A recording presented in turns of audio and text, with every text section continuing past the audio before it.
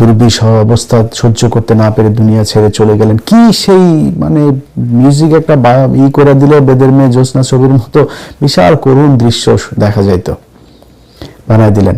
কিন্তু এই যে বিডিআররা এখনো পর্যন্ত যে জেলখানায় পড়ছে, এখন পর্যন্ত প্রায় 450 আলেম জেলখানার ভিতরে কোনো অপরাধ ছাড়া, তারা বাপ মার মারা যাওয়ার পরে তাদের ইয়েতে প্যারোলে যাইতে দেওয়া হয় না অনেককে, সেটা নিয়ে নিউজ করেন নাই তো? কি অপরাধ তাদের? এটা আপনারা করেছেন। আপনাদের নিজেদের অফিসার নিজেরা নিজেদের ক্যান্টনমেন্টের ভিতরে লুকিয়ে এই গুম করে রেখেছেন। আপনারা পাহারা দিয়ে 2018 সালে একটা রাতের ভোটের নির্বাচন করিয়েছেন, 2014 সালে করেছেন ভোটারহীন নির্বাচন, 2024 সালে করিয়েছেন ড্যামি নির্বাচন। এগুলো আপনারা করেছেন। আপনারা রাস্তাঘাট, ব্রিজ, কালভার্ট এগুলো করতে গিয়ে চুরি, বাটপারি যা আছে সবকিছুই সেনাবাহিনী করেছে। এখন আপনারা তারপরে সম্মান চান, আপনাদেরকে সম্মান করতে হবে। সমস্যাটা কি হয়েছে শুনেন। এই খালিদুজ্জামান ভাই ভিডিও নিয়ে এক মেজর, রিটায়ার্ড, তিনি মেজর না ক্যাপ্টেন না কি যেন একজন সেনা কর্মকর্তা আর কি, তিনি ভিডিও বানিয়েছেন। আমি আর পিনাকি ভট্টাচার্য আমাদের কারণে সেনাবাহিনীকে নিয়ে খালিদুজ্জামান এরকম কথা বলার সাহস পেয়েছে। খালিদুজ্জামান একা না, বাংলাদেশের বহু মানুষ এইভাবে কথা বলবে। এটা ইলিয়াস পিনাকির কারণে কিনা ওই চিন্তা না করে আপনারা অপকর্ম করেন কিনা সেই চিন্তা করেন। আপনারা চান হচ্ছে কি জাউরামি যত ধরনের আছে সব করবেন, কিন্তু কেউ কিছু বলতে পারবে না। সেদিন গুজার গায়া, ওই দিন আর বাংলাদেশে ফেরত আসবে না। জাউরামি করবেন, বের হয়ে যাবে। আমি থাকবো না, আরেকজন থাকবে, কেউ না কেউ থাকবে, বলে ফেলবে। এবং এগুলো আপনাদেরকে শুনতে হবে। খালিদুজ্জামান ভাই বলেছে যে আপনারা দেশের 12টা বাজিয়েছেন, তার দেশের 12টা আপনারা বাজিয়েছেন, এটা সত্যি কথা, এটা অস্বীকার করার কিছু নাই। একজন পুলিশের সন্তান যদি নাকি কেউ দেখে, মনে করেন পুলিশে যদি অস্বাভাবিক সম্পদ দেখে, পুলিশের ছেলে মনে করেন R1 নিয়ে ঘুরছে, BMW নিয়ে ঘুরছে, চোখ বন্ধ করে বলে দেবে ওর বাপের হয়তো অন্য পারিবারিক ব্যবসা থাকতে পারে, বাপের ভাইয়ের ব্যবসা থাকতে পারে, নিজের পৈতৃক সম্পত্তি থাকতে পারে, কিছু না, পুলিশের ছেলে শালা ঘুষখোরের পোলা, বলে ফেলবে। সেনাবাহিনীর ক্ষেত্রে কিন্তু এটা বলতে পারবেন না, বরং ওদের আবার গায়ে লাগবে। কিন্তু আপনিও চোর, যাহাই পুলিশ আপনিও ঠিক তাহাই। তারা চুরি করে, আপনারা চুরি করেন, ভাব মারার কিছু নাই। চুরি কোথায় করেন নাই বলেন? 111-এ ব্যবসায়ীদেরকে ডেকে ডেকে নিয়ে আপনারা চুরি করেছেন, করেন নাই?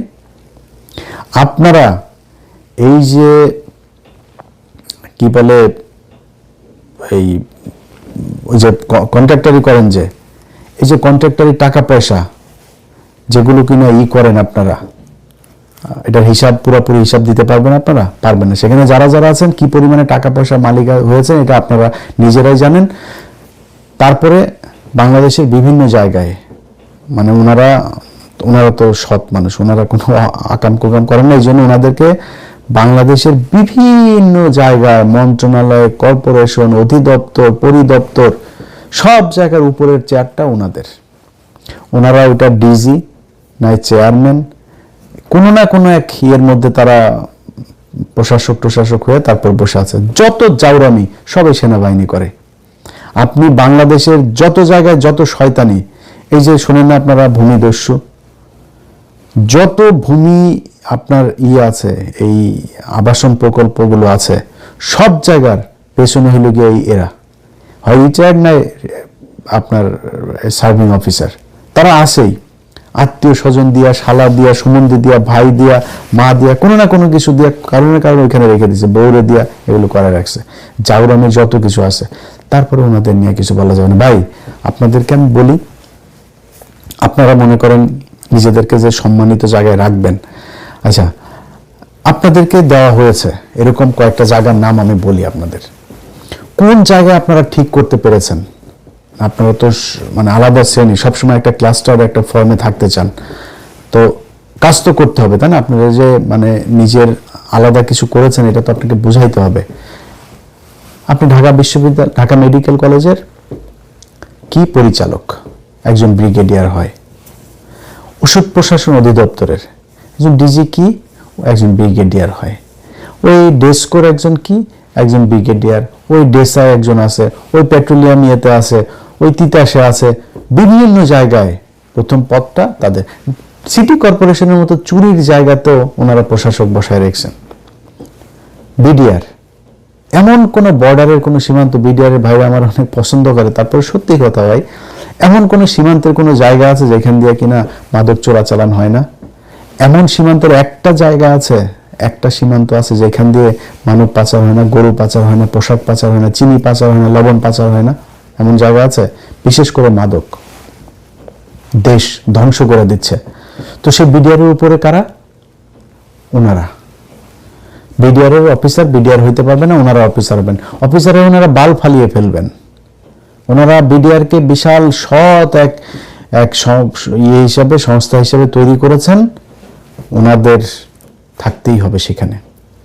মেরে বিডিআর মেরে সাফা করে ফেলতে হবে, নাম পাল্টাইতে হবে, পোশাক পাল্টাইতে, ওনাদের পাল্টানো যাবে না। ওনারা ঠিক সে আগের মতোই থাকবেন। চারের বাল আব্দুল্লাহ হয়ে গেছে। ঢাকা মেডিকেলে চুরি ঠেকাইতে পারছেন? ওষুধ প্রশাসন অধিদপ্তর, ইনসেপ্টা আছে, স্কোয়ার আছে, ভ্যাকসিনকো আছে, এত ওষুধের আমার এসেনশিয়াল কেন এত সমস্যা? মানে সরকারি ইয়েটা কেন এত হয় না কেন? এটার নাম ডাক নাই কেন? এটাতে খালি দিনকে দিন প্রতিদিন খালি মানে চুরি লসের মধ্যে যায় কেন? আপনি এই বিমানে গেলেও একই অবস্থা। সব জায়গাতে আপনারা যায় চুরি করেন, সে আগে যা চুরি হইতো সেটাই করা হয়, আপনারা ভাগ দিয়ে খাইতে হবে। মানে ওনাদের অবস্থাটা হয়েছে, ওনারা ওপরের একটা পদে যাবে, যা লুটপাট করে খাবে, এই খাওয়ার ভাগ আনার জন্য যায়। কোন জায়গায় কি আছে আপনারা ঠিক করতে পেরেছেন? বলেন, এক জায়গায় বলেন আমারে। ঢাকা মেডিকেল ঠিক করতে পেরেছেন? দালাল আছে, মানুষ চিকিৎসা পায়, সেখান থেকে দালালরা রোগীদেরকে ধরে নিয়ে যায় আরেক হসপিটালে। পারেন না তো আপনি বাল ফেলে এখানে আসেন কেন? ওষুধ প্রসঙ্গ করতে পারেন, ড্রেস করতে পারেন, ড্রেসাতে পারেন, ওই পেট্রোলিয়াম নিতে পারেন। কোন জায়গায় পারেন আমার? যে এই জায়গাতে আপনি গিয়ে দুর্নীতি বন্ধ করেছেন। পাসপোর্ট অফিসে ধুমায়া দালালি চলে, 2 দিন বন্ধ থাকে, মিডিয়া টিডিয়া একটা ইয়ে করলে, মোবাইল কোড করলে, তারপরে আবার চলে। তারপরে বন্ধ করতে না পারলে আপনি বাল ফেলা এখানে আসেন কেন? যান কেন আপনি? চুরির ভাগানোর জন্য। যত জাউরামি, যত চুরি বাটপারি যা আছে সবকিছুর নেতৃত্ব দেয় সেনাবাহিনী। এখন আপনারা আমি ভালো কেমনে বলবো আমার বলেন? আমি যে কথাগুলি বললাম ভাই, আপনার সাথে আমার ব্যক্তিগত কোনো সমস্যা নেই। ইভেন ওয়াকার স্যার আপনারা বলি, স্যার আপনার সাথে আমার ব্যক্তিগত কোনো সমস্যা নাই তো?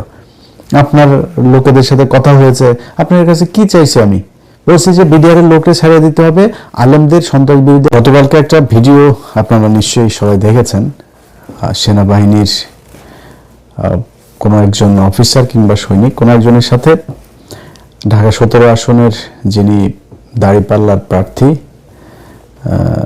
ডক্টর খালিদুজ্জামান ভাই, তো খালিদ ভাই সেখানে খুব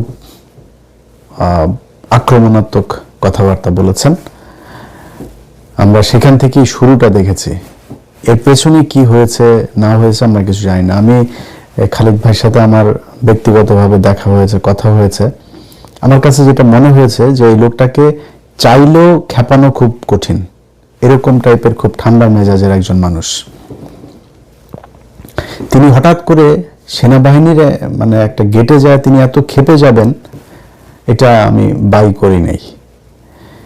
এখানে এটার পেছনে আরো অনেক কিছু আছে, কিন্তু প্রশ্নটা বা বিতর্কটা ওইটা নিয়ে না, যে উনি কতটুকু রেগেছেন, সেনাবাহিনীর অফিসার কতটুকু রেগেছেন, ওইটা না। প্রশ্নটা হচ্ছে সেনাবাহিনীর একটা স্পর্শকাতর একটা বাহিনীর আপনার বডি ক্যামের ভিডিও ফুটেজ বাইরে আসলো কিভাবে? আমি গতকালকে আমার পেজে জুলকারনাইন স্যার ওনার পেজের একটা ভিডিও আমি আমার পেজে আমি শেয়ার দিয়েছিলাম।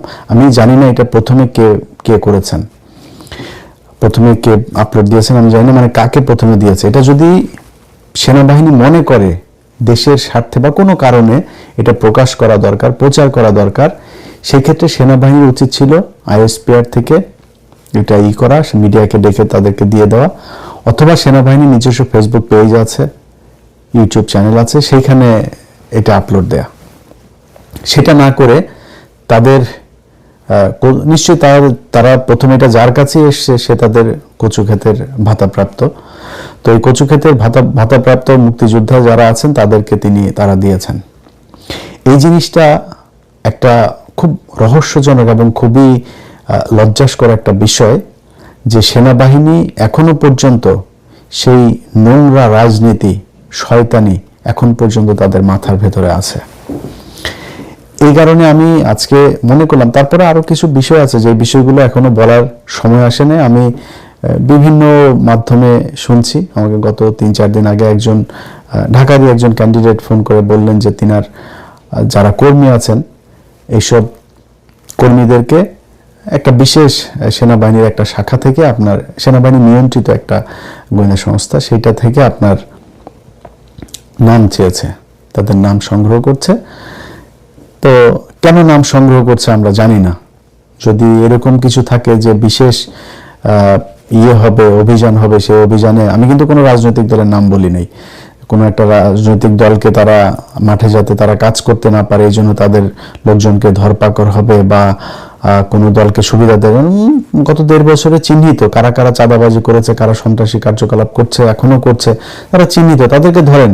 সেটা যদি জামাতের আমির হয়, জামাতের আমিরকেও ধরেন, কোনো সমস্যা নেই।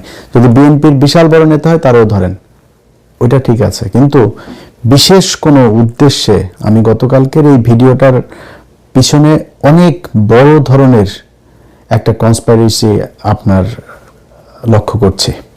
আমার সন্দেহ হচ্ছে যে তারা কিছু একটা হাসিল করার জন্য এই কাজটা করেছে। আদারওয়াইজ সেনাবাহিনীর আমি যেটা শুনলাম, এই ভিডিওটা গত আরো প্রায় মাসখানেক আগের, অনেকদিন আগে। তো সেই ভিডিওর হঠাৎ করে এসে তারপরে সেনাবাহিনী ছাড়বে এবং সেনাবাহিনীর বডি ক্যামের ফুটেজ তো আর যেখানে সেখানে পড়ে থাকে না, তাই না? এটা যে সে চাইলো আর বের হয়ে গেল, এরকম তো হইতে পারে না। তারা সুনির্দিষ্ট সুপরিকল্পিতভাবে তারা এটা প্রচার করেছে। কেন করেছে সেটা আমরা জানি না। এটার প্রেক্ষিতে সেনাবাহিনীকে আজকে কিছু কথা বলতে চাই। দেখেন সেনাবাহিনীর ভাইরা, আপনাদের একটা বিষয় বলে রাখি, আপনারা এই দেশের অনেক সম্মানের একটা জায়গায়, আপনাদের এই দেশের প্রয়োজন আপনাদের মানে এটা অপরিসীম, এটার কোনো শেষ নেই। মানে আপনারা ছাড়া এই দেশের সার্বভৌমত্ব টিকে থাকবে না, সম্ভব না এটা।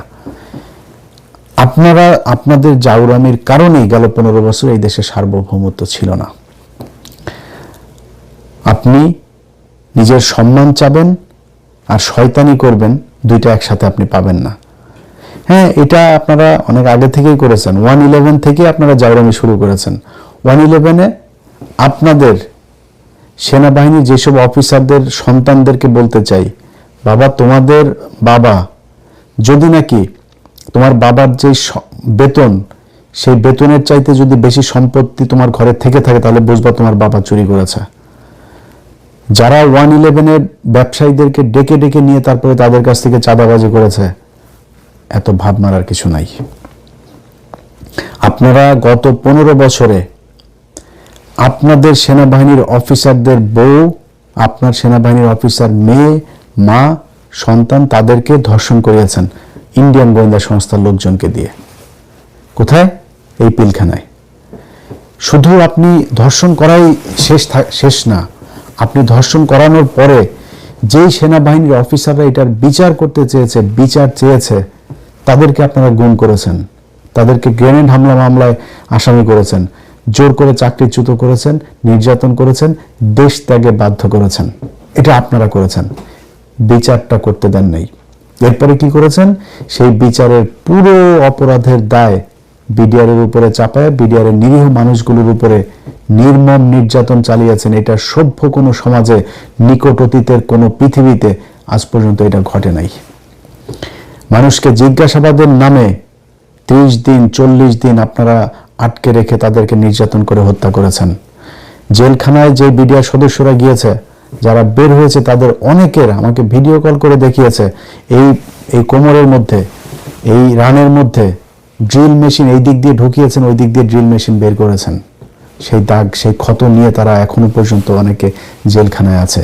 ক্যান্সারের রোগী, মা মারা গিয়েছে, বাবা মারা গিয়েছে। আজকে আওয়ামী লীগের একজনের এই আপনার স্ত্রী মারা যাওয়ার পরে সন্তানকে নিয়ে খুবই খারাপ জিনিস। এটা খুবই মানে কি বলবো, যে একটা মানে কষ্টের একটা চিত্র, যে একজন মা তার সন্তানকে নিয়ে তারপর সুইসাইড করেছে। কিন্তু আপনি কি জানেন, এই ছেলে এই নারীকে ছাড়া তার আরো 2-3টা বউ ছিল।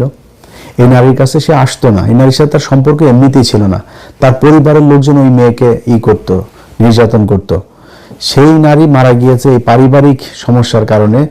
একটা বিশাল প্রথম আলো, ডেইলি স্টার দুইজনে মিলা, ওদিকে চ্যানেল 24 এমন এক তৈরি করলো যে স্বামীর শোকে স্বামীকে জেল থেকে বের করতে না পেরে, তারপরে মিথ্যা মামলার অপরাধে স্বামীর এই অত্যাচারের এই দুর্বিষহ অবস্থা সহ্য করতে না পেরে দুনিয়া ছেড়ে চলে গেলেন। কি সেই মানে মিউজিক একটা করে দিলে বেদের মেয়ে জ্যোৎস্না ছবির মতো বিশাল করুণ দৃশ্য দেখা যাইতো, বানায় দিলেন।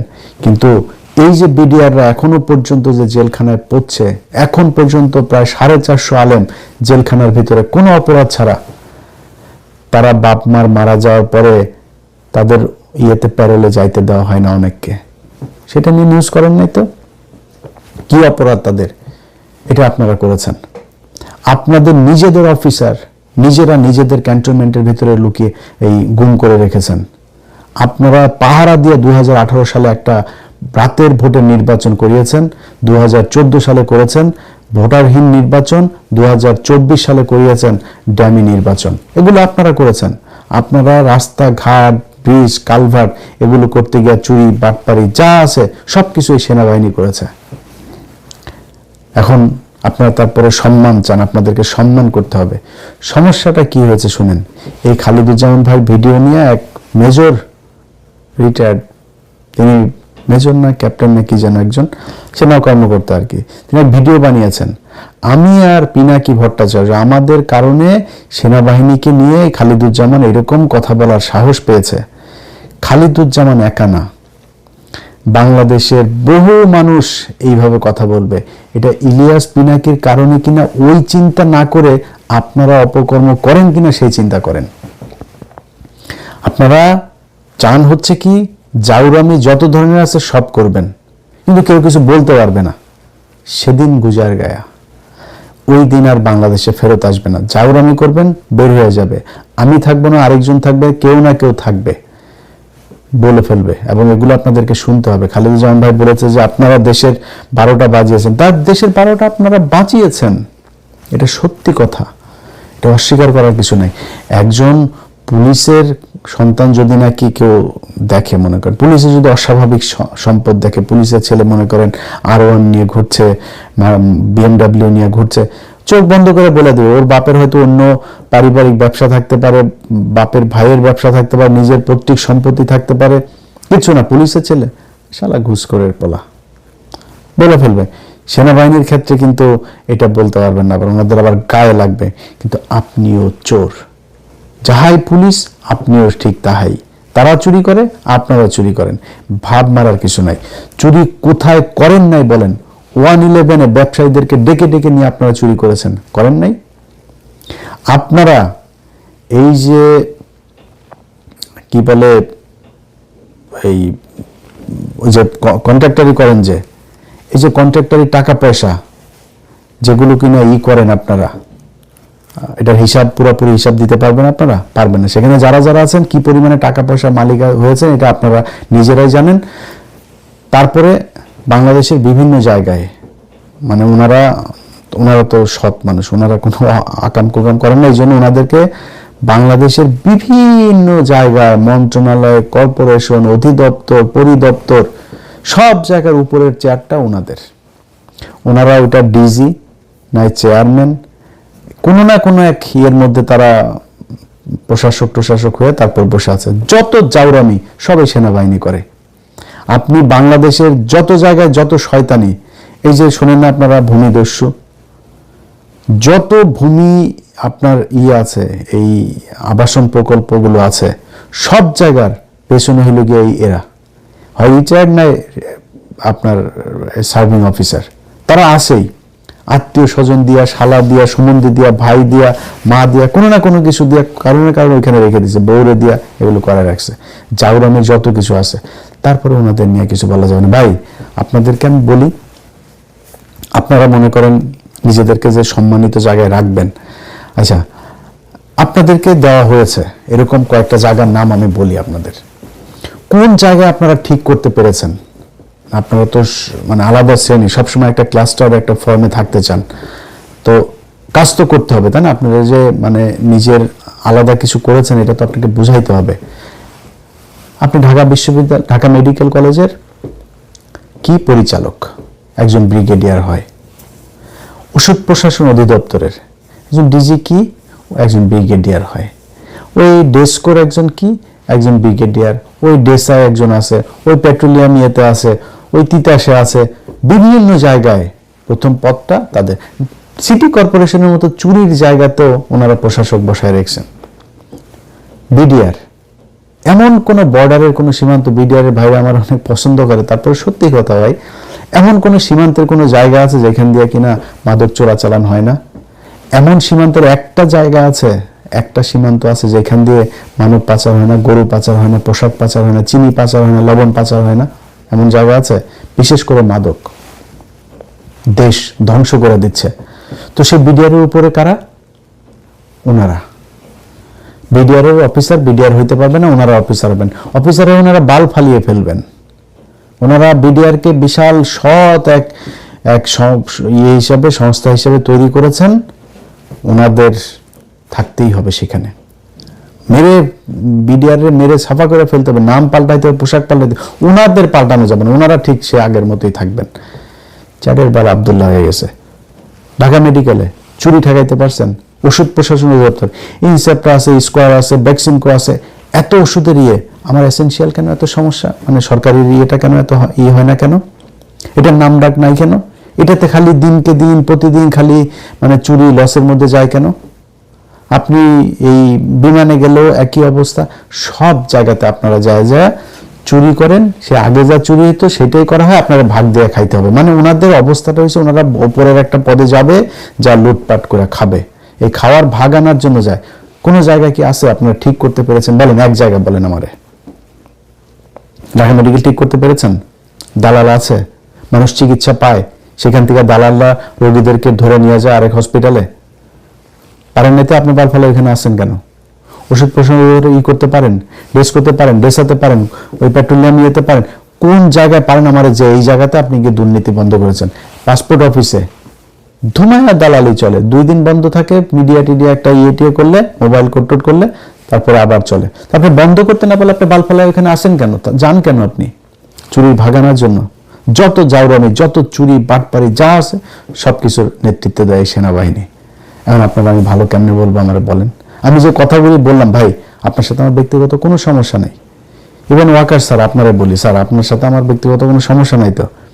আপনার লোকেদের সাথে কথা হয়েছে, আপনার কাছে কি চাইছি? আমি বলছি যে বিডিআর এর লোককে ছাড়িয়ে দিতে হবে। আলেমদের সন্ত্রাস বিরোধী আইনের যে মামলাগুলো, এই মামলাগুলোতে কোর্ট যদি জামিন দেয়, আপনি ডিজিএফআই ক্লিয়ারেন্সের এই অজুহাতে কারো আটকাইতে পারবেন না। আপনারা 2 দিন পরে বললেন ফুল স্টপ। তো এই যে এরপরে যে বের হইলো কমিশন তৈরি করার পরে, তো সেগুলি কেন হইলো? আপনি না বললেন যে সব দোষ বিডিআর এর?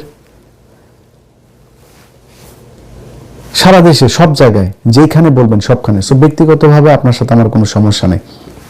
আপনারা ভাই ভালো কাজ করেন, সেনাবাহিনীর মানুষ সম্মান করুক, আমি নিজেও এটা চাই। সেনাবাহিনীরা একটা আলাদা একটা জগতে থাকবে, তারা তাদের মতো মানে একটা অচ্যুত শ্রেণীর মতো করে থাকবে। এরা আমাদের বিশেষ সময় আমাদের পাশে থাকবে।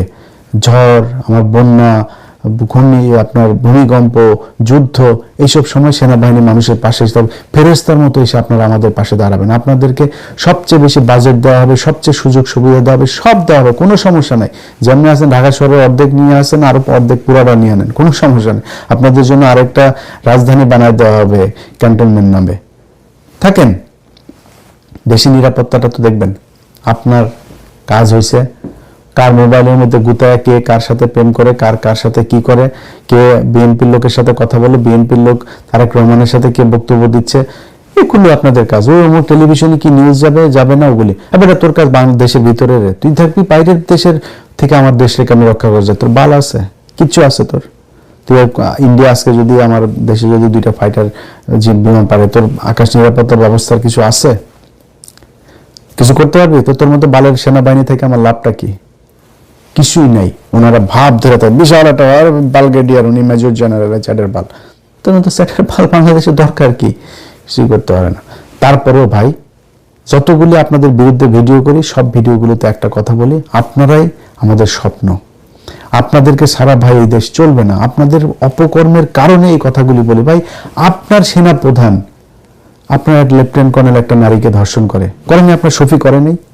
আপনার শফি, আপনার যে বিমান বাহিনী প্রধান একটা ছিল হান্নান, ধর্ষণ করে নাই বিমান বাহিনীর নারীদেরকে?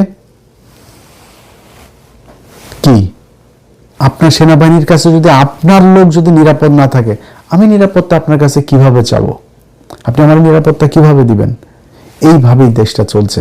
ভাই এই জায়গা থেকে বের হইতে হবে। যদি বের হইতে না চান, যেটা এখন হবে, আগে মানুষ কথা বলতো না, আপনার নিয়ে কিছু বলতো না, এখন বলে।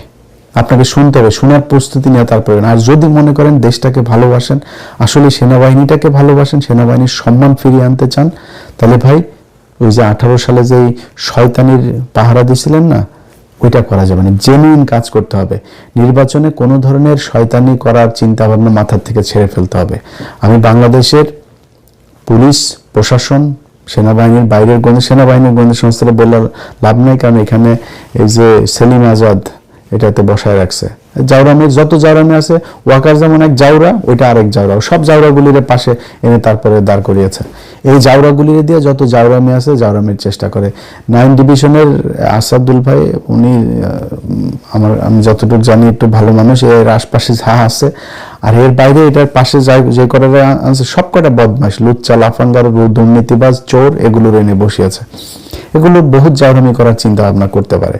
তো এখন কি করতে পারে, আমি অনেক কিছু এখনো বলার মতো সময় আসে না, এবং কিংবা বললেও এগুলো একটা ভীতি তৈরি হবে, আমি সেই ভীতি তৈরি করতে চাই না।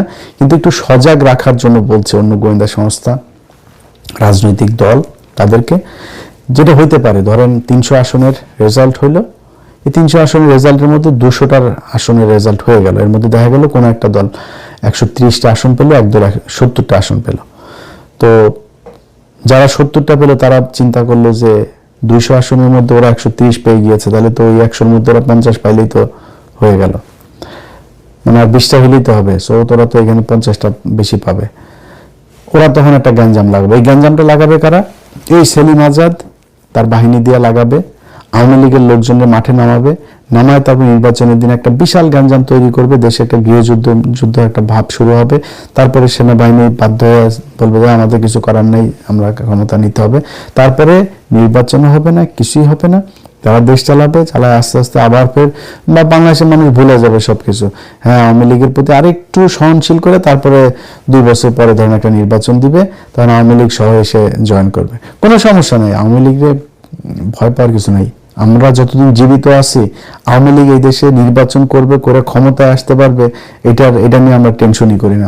আনলে আওয়ামী লীগরা আনলে, এটা বিএনপির যদি ভালো হয় তাহলে বিএনপি আসতে দেয়, কোনো সমস্যা নেই।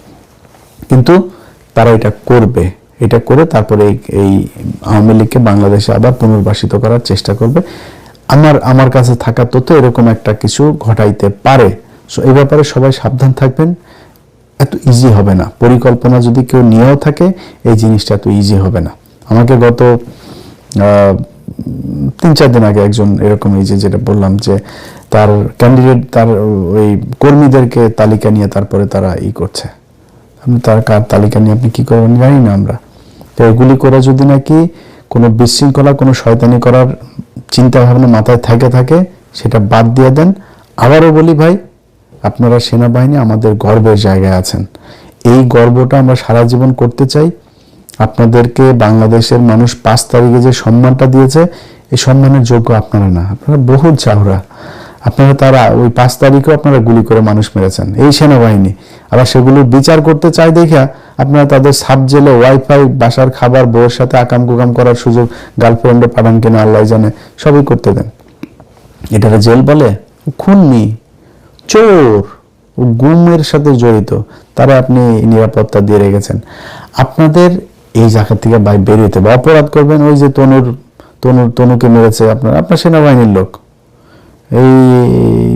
ওই সময় ওই জায়গায় ছিল সম্ভবত এনায়েত জিওসি, তার বউ, যে এক ব্রিগেডিয়ার, তার ছেলে, তারা ছিল। আপনি তাদের বিচার করেন নাই, এখনো করেন নাই। বিচার করতে গেলে আপনারা সব আবার ওই ক্লাস্টার ফর্মে চলে আসেন, সব আপনাদের লোকজনের বাঁচানোর ব্যাপারে আপনারা এক হয়ে যান। জাউরামি করে সম্মান নিয়ে থাকা যাবে না, একদম পুলিশ বানায় ফেলবো। পুলিশরা যেরকম গালাগালি করা যায়, মানুষ নাম শুনলে গালি দেয় না, ঘুষখোর বলে না, পুলিশ ভাই রাগ করেন না কিন্তু, পুলিশ ভাই আপনারা কিন্তু ঘুষখোর, ঠিক আছে? কারণ আপনাদের জন্মটাই হয়েছে ঘুষ খাওয়ার জন্য, আপনারা এটাকে কিছু মনেও করেন না। আপনারা ঘুষ খাইতেই চান, যদি আসলে ভালো হইতে চাইতেন 5 তারিখের পরে ভালো হইতেন, পুলিশে ভালো হইতে দেখেনি। সব মানে ধরেন 2% ভালো মানুষ, আর আপনি এটারে কি বলবেন, এটা কোনো পার্সেন্টেজে আনতে পারবেন? যে কারণে পার্সেন্টেজে আনতে চায় না, এরা 98% খারাপ, ঘুষখোর, এইটা পুলিশের হয়ে গিয়েছে। সো আর্মিও যেহেতু এরকম জাউরা, তো আর্মিরা এত ভালো সাজানোর কিছু নাই। তো আপনাদের এগুলো এইভাবে আস্তে আস্তে মানুষের সামনে আপনাদেরকে এইভাবে তুলে ধরা হবে। হ্যাঁ, আপনি ভালো যদি হইতে চান, ভালো কাজ করতে হবে ভাই। আশা করি ভালো কাজ করবেন, আপনাদেরকে সম্মান করতে চাই, সম্মান করব। আপনাদের বলা লাগবে না ভাই, আপনাদের পায়ে ধরে মাপ চায় ভিডিও, একদম ওপেনে ভিডিও বানাবো যদি আসলে আপনারা ভালো কাজ, কিচ্ছু বলা লাগবে না, আমার 1 টাকাও দেওয়া লাগবে না, কোনো সুবিধাও দেওয়া লাগবে না, কচু খেতিদের মতো ভাতাও দেওয়া লাগবে না, কিচ্ছু দেওয়া লাগবে না। আল্লাহর কসম করে এই ভিডিওতে বললাম, আপনাদের ভালো কাজ যেদিন দেখবো যে না ভিডিও আর্মি আসলেই ভালো কাজ করছে, ভালো কাজ করার চেষ্টা করছে, মাপ চাবো। যার যার কথা বলে, কথা খারাপ কথা বলেছি সবার কাছে একদম বাই নেমে সবার কাছে মাপ চাই নিব। কিন্তু ভালো আপনারা হইতে হবে। আর ভালো যদি না হন, আগের মতো ভালো হবেন না, আবার সম্মান নিয়ে থাকতে যাবেন, যা মনে চায় তাই করবেন, আপনারা কিছু বলা যাবে না।